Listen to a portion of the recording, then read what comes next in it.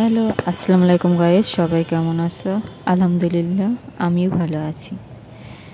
আজকে তোমাদের সাথে শেয়ার করব আমি বাজারে গিয়ে কি কি কিনলাম আর কি কি করলাম।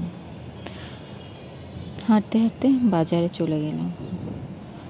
আজকে বাজারে গিয়ে মাছের বাজারে মাছ দেখতে লাগলাম।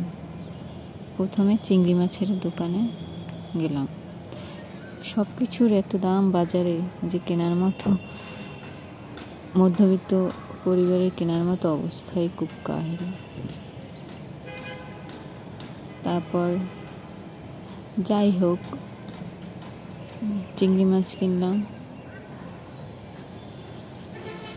ইলিশ মাছ কিনলাম। তারপর সেখান থেকে বের হয়ে সবজির দোকানে চলে গেলাম। এখান থেকে লাউ শাক নিলাম, তারপর ধনে পাতা নিলাম, কাঁকরোল নিলাম, তারপর আলু পেঁয়াজ এসব নিয়ে বাসায় চলে এলাম। আজকের মতো এই পর্যন্ত। আল্লাহ হাফেজ গাইস।